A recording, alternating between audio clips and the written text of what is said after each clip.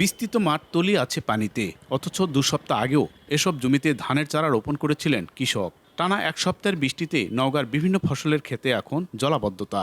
নষ্ট হয়ে গেছে রোপণ করা ধানসহ বিভিন্ন রবি ফসল। জেলা কৃষি বিভাগের তথ্য বলছে, চলতি মৌসুমে 60,000 হেক্টর জমিতে রোপা আউশের আবাদ হয়েছে।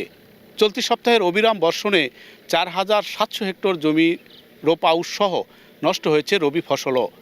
তবে এসব এলাকার পানি নেমে যাওয়ায় নতুন করে স্বপ্ন বুনছেন চাষিরা। কৃষি বিভাগের তথ্যমতে চলতি মৌসুমে জেলার 60,000 হেক্টর জমিতে রোপা আউশ আবাদ করা হয়েছে। বৃষ্টিতে প্রায় 4,700 হেক্টর জমির ধান ও অন্যান্য ফসল নষ্ট হয়েছে। তবে যেসব এলাকায় পানি নেমে যাচ্ছে সেখানে আবারও আবাদ শুরু করার কথা জানান কৃষক। পানি নামে গেছে, আবার আমরা নতুন করে প্রস্তুতি নিচ্ছি। জমি জমা করতে প্রচুর খরচ, সরকার যদি কিছু সহায়তা করে তাহলে সুবিধা হতো। প্রতি বছর পরে বৃষ্টি হয়, এবার আগাম বৃষ্টি হওয়ার কারণে মোটামুটি আমি ক্ষতিগ্রস্ত।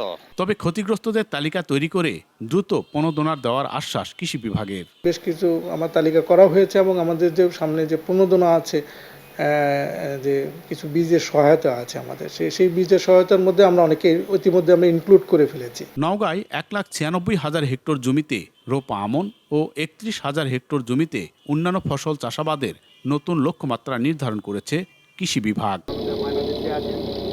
এমআর রকি, সময় সংবাদ, নওগাঁ।